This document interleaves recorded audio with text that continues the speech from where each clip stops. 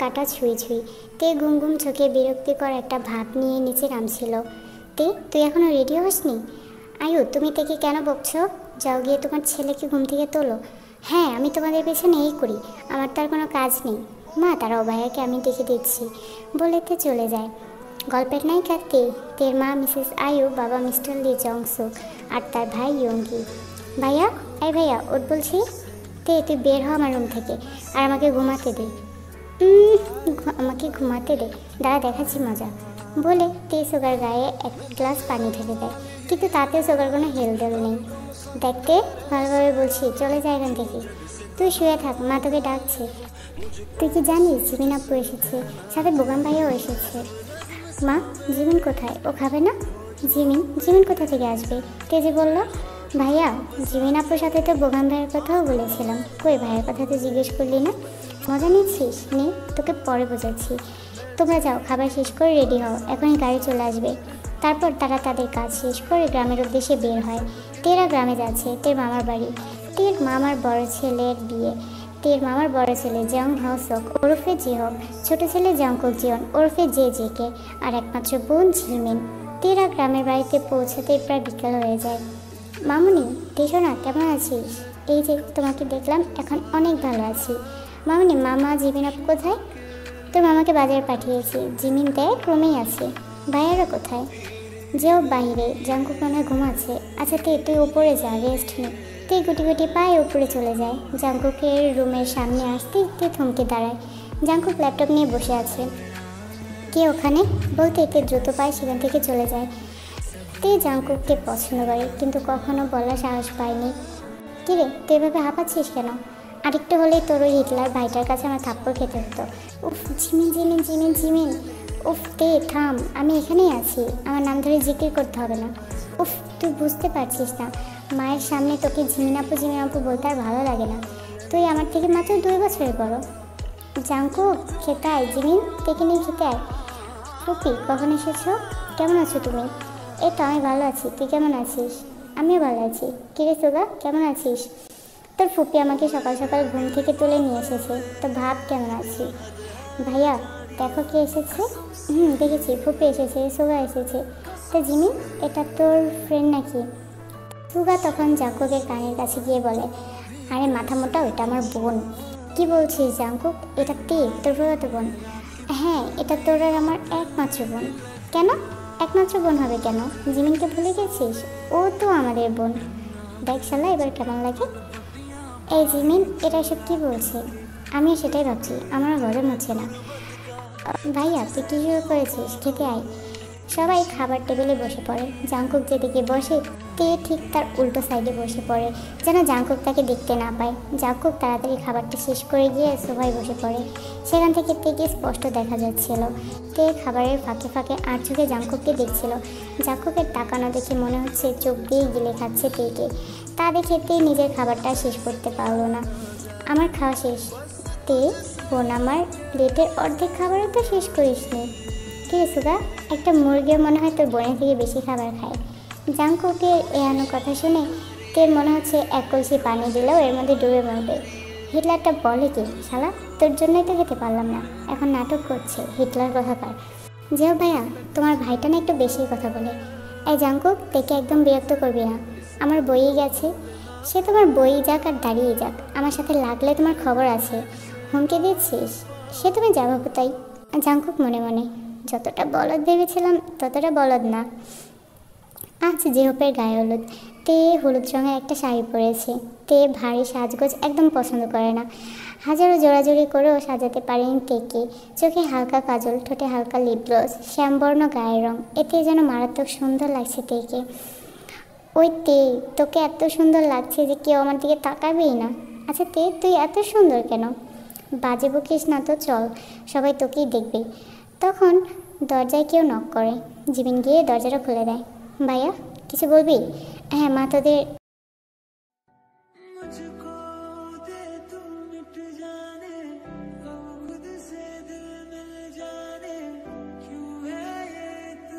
কিরে?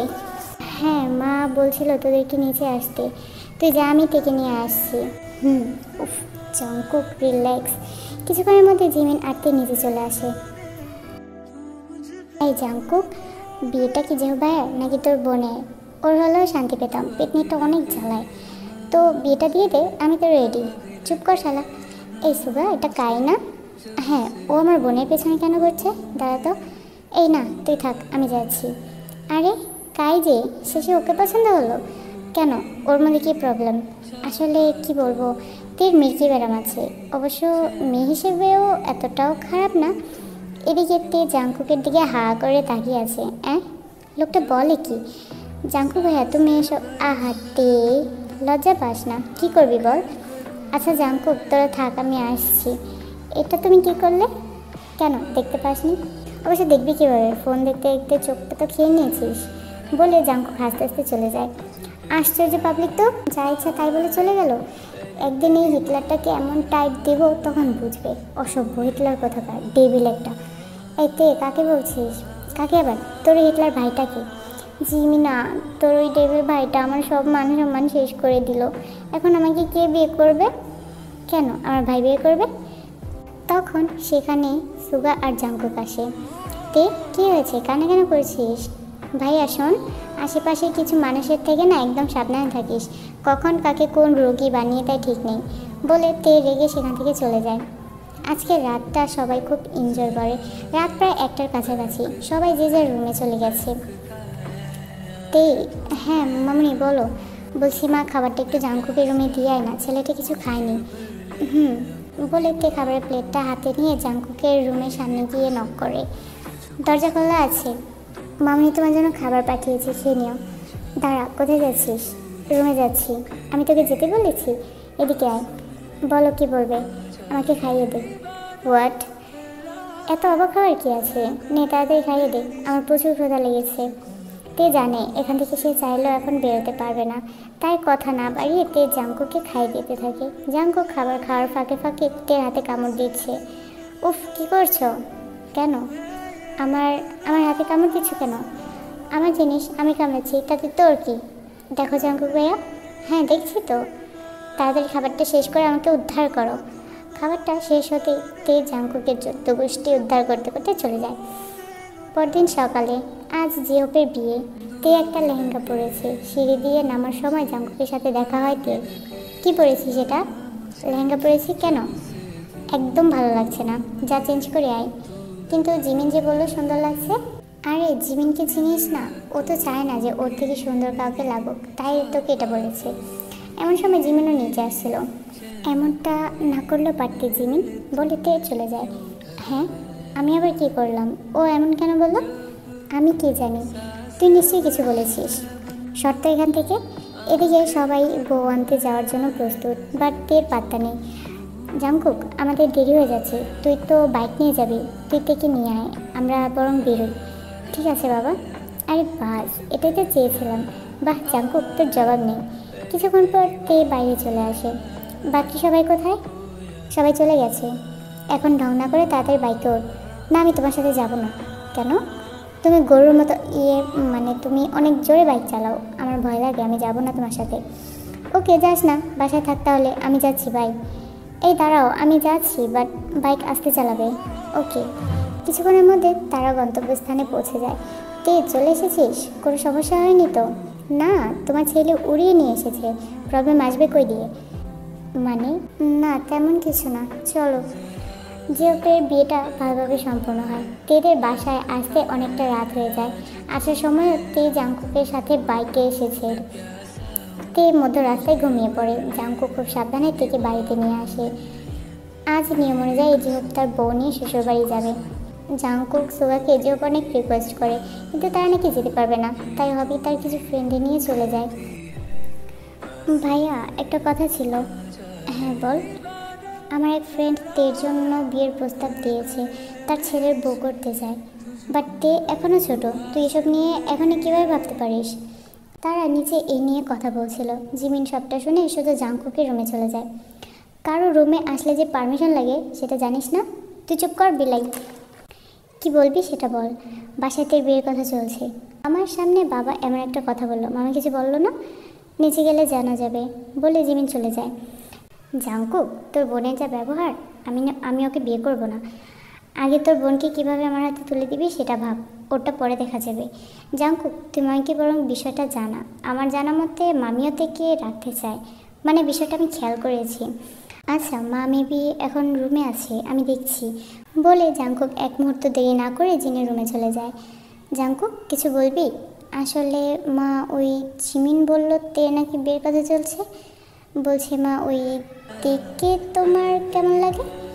তেকে আমার কেমন লাগে সেটা তোর অজানা নয়, কি মতলবে এসেছিস সেটা বল। আসলে মা, আমি তেকে ভালোবাসি। তুই কী ভেবেছিস আমি জানি না?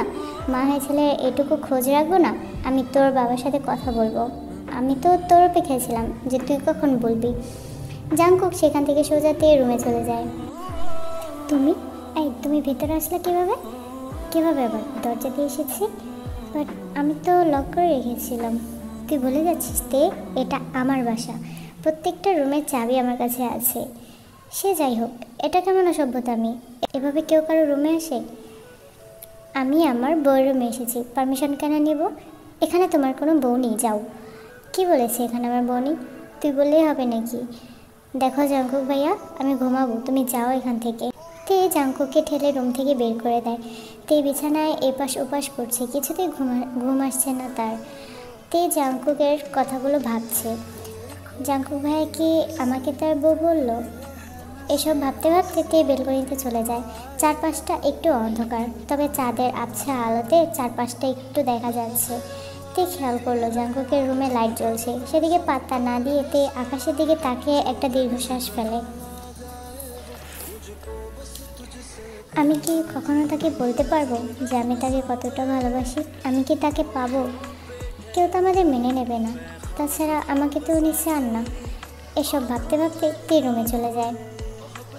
মা, তুমি কিছু বলবে? তে, তোর কি কোনো পছন্দ আছে? মানে তুই কি কাউকে পছন্দ করিস? হঠাৎ এ কথা কেন বলছো? না কিছু না, ঘুমিয়ে পড়। তে, যা রেডি হয়ে আয়। কিন্তু কেন? আমরা তো কাল যাব বলেছিলে। না, ওই তোর বাবার একজন ফ্রেন্ড আসবে, এই গ্রামে থাকেন। কিছুক্ষণের মধ্যে তারা চলে আসে। তেকেও নিচে নিয়ে আসে। জংসুকের ফ্রেন্ড মিস্টার ব্রাইট, সেও এই গ্রামেই থাকে। ব্রাইটের একমাত্র ছেলে কাই। মিস্টার ব্রাইট ছেলেকে নিয়ে উপস্থিত হয়েছেন। উদ্দেশ্য, তেকে ছেলের বউ বানিয়ে জংসুকের সাথে বন্ধুত্ব ঘনিষ্ঠ করবেন। ওইদিকে ভাইয়া ওঠ, এই ভাইয়া। জিমিন, যাবি এখান থেকে, আমাকে বিরক্ত করিস না। তুই ঘুমা, আর অন্য বেটা এসে তেকে নিয়ে যা। জাঙ্কুক লাফ দিয়ে ঘুম থেকে ওঠে। কি বললি? আঙ্কেলের ফ্রেন্ড এসেছে তার ছেলেকে নিয়ে তেকে দেখতে। হোয়াট? জাঙ্কুক তাড়াহুড়া করে নিচে চলে যায়।